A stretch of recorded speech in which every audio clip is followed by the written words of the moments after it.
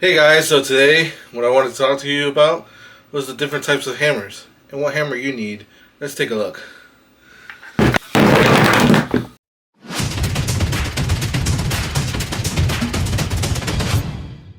So today I wanted to talk to you about hammers. So our first runner-up, framing hammer. Right here we have a framing hammer. This one is actually, the brand is GONETOOLING. This framing hammer is used to pretty much do what it says. Framework, like more construction. When you're thinking about new construction, building of homes, and stuff like that. FYI, just every single hammer that I have here, every type of hammer that I have here, there's different sizes to them. There's smaller, there's larger, there's heavier weights, there's lighter weights.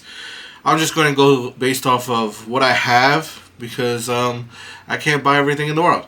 So this is pretty much a 20-ounce framing hammer. It has a very large surface where you can get enough surface to hit a nail. What I like about this framing hammer, it has a lot of grip. So it's tended to like grip that nail, hit that nail in there firmly. When you strike it, get a better, it doesn't slip or anything like that. Also, as you can see in this, it looks like sometimes people mistake this with like a regular hammer, as seen this one right here. But we'll talk about this one a little bit later. But this has actually a straighter, I call them nail pliers. I really don't know what this name is. But this has a straighter plier end to it, where it's beneficial for some framers to get into between woods and split them apart. Here, with the other one, there's a bigger curve to them, and that curve we'll explain that later. But we're talking about the framing hammer right now. It does have a longer handle, so you can get a better swing at it to hit the product that you need. So this is the framing hammer. Next up is what we were talking about earlier, is the claw hammer. The reason why it's called the claw hammer is because of this curved claw that it has here. This it's to pry out nails. And the framing hammer does as well. It has this groove where you can pry out nails. But this is pretty much more for more leverage. The reason why, you can bend it more and have more leverage to pull that nail out. It's more of pulling nails out. So I think about it as this is pretty much remodels, doing projects at home. You can use it for new construction, but pretty much in new construction you're worried about putting in nails. You're not really worried about pulling out nails unless you screwed up for some reason. But here, when you're remodeling something, you're worried about pulling out nails, removing stuff. So this will help better your chances of removing nails. And again, it's a hammer, so you get to fix whatever you're removing. So this pretty much, I will say, your claw hammer is used for all your jobs that you have to do around the house or apartment or whatever you need to, pretty much from hanging up a picture frame to installing a door to redoing a wall. You can use this claw hammer. Next up, we're going to be talking about this ball peen hammer. This is a little bit older. It was a gift to me from a neighbor. And again, this is pretty much to help shape, form metal. You know what I mean? So this part right here, this is called the ball peen of the hammer. It's helped to bend metal and form it into the way you want it. You can tap it into and form it into the way you want it. And again, there's different types of metal working hammers. But this is like the one I have now. This has a flat surface, where sometimes you want to hit the metal you want to hit it flat, so you want a nice flat strong surface. This does have a lot more weight than your regular claw hammer, because you do want to hit, you're bending metal, so you want to hit it with some force. So this could be for striking metal that you heated to form it, or bending and denting metal that you want to work it into whatever form you need it to form as. So if you need it as a as if you're pretty much working with metal, mostly metal, and forming metals. So if you need something to form metals, this is called the ball peen hammer, and again, there's different types. Next runner up is the funnest of them all, the sledgehammer. Again, this is a mini sledgehammer. It's only 2 pounds, as you can see there. The brand is Estwing. Estwing, I think that's how you pronounce it. But again, it's just a 2-pound sledgehammer. And what this is for is pretty much taking out the anger that's within inside of you and releasing it to the world. This is God's gift to man.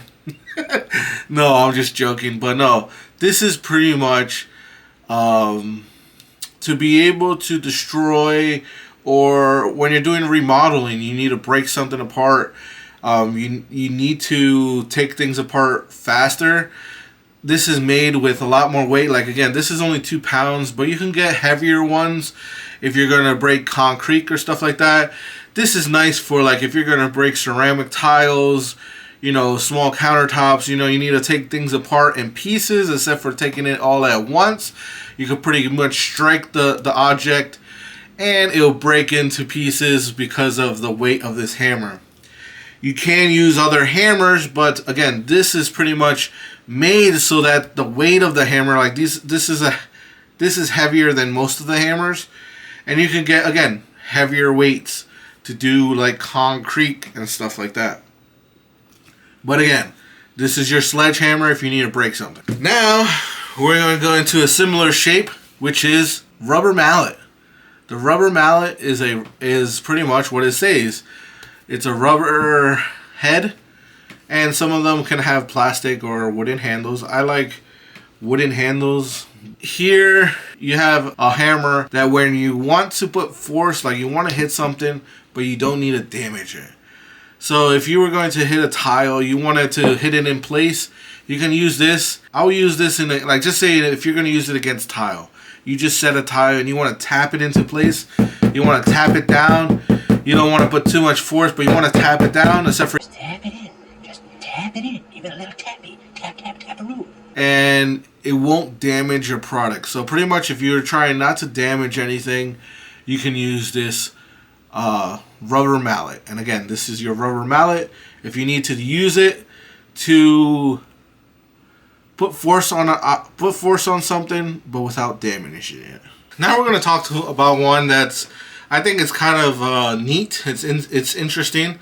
This looks and is similar to a sledgehammer or a rubber mallet, but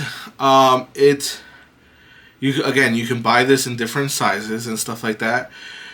You use it like a sledgehammer to put force on something, but it is like a rubber mallet, so it doesn't destroy the product. And it's different because, as you can hear inside, it's like a little maraca, but it has I never checked inside of these, but it's like either like sand or little pellets inside that help make the strike of these more precise. For instance, like here you have this mallet. If I just drop it from here, you see how there's a bounce back. It hit it twice. Okay, but if I take this one and just drop it, there's one hit.